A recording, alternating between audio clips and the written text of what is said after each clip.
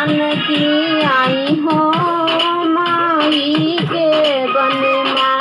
जल भर में जानकी आई हो माई के बन माँ। माई के बन माँ, माई के बन माँ। जल भर में जानकी आई हो माई के बन माँ। जल भर में जानकी आई हो माई के बन माँ। के करी बहू अहू के करियाहू बेटी, के कर बहू अहू के करियाहू बेटी। के करी नारी कहाई हो जल भरने आयु। के करी नारी कहाई हो मैया के बनने। के करी बहू अहू के करियाहू बेटी, के करी बहू अहू के करियाहू बेटी। के करे अरे के करी नारी कहाई हो माई के बन माँ। अरे के करी नारी कहाई हो जल भरने आयु।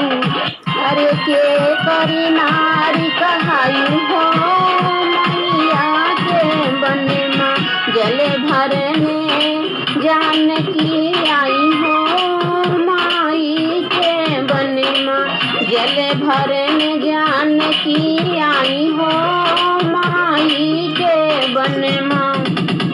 जल भरने जानकी आई हो माई के बन माँ। दशरथ बहुआ जनकी की बेटी, दशरथ बहुआ जनकी की बेटी। अरे राम के बहू कहाई हो माई के बन में। अरे राम के बहू कहाई हो माई के बन में। अरे राम ही नारी कहाई हो माई के बन माँ। अरे राम ही नारी कहाई हो माई के बन माँ। जल भरने जानकी आई हो माई के बन माँ। जल भरने जानकी आई हो माई के बन माँ। जल भरने जानकी आई हो माई के बन माँ। काहे के मेटकी काहे के गोड़ड़ी, काहे के मेटकी काहे के गोड़ड़ी। अरे काहे के डोर लगाई हो माई के बन माँ।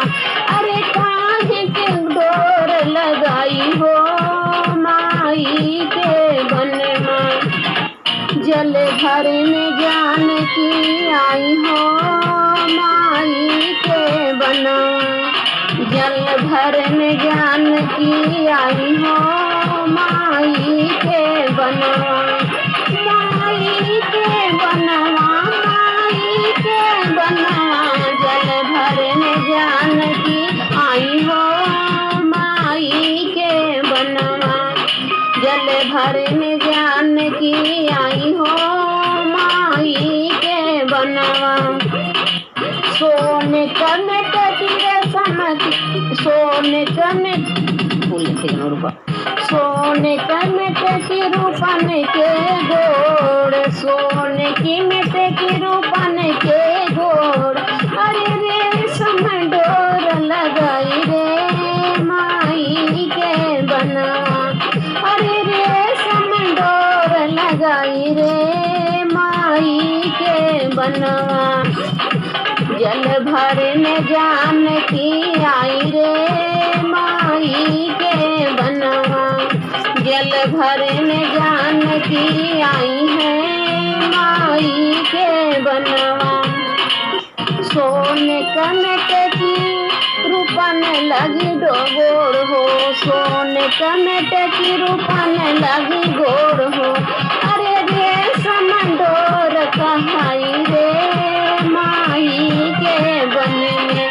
जल भरन जानकी आई रे माई के वन माँ। जल भरन जानकी आई हो माई के वन माँ। जल भरन जानकी आई हो माई के वन माँ। जय माता जी।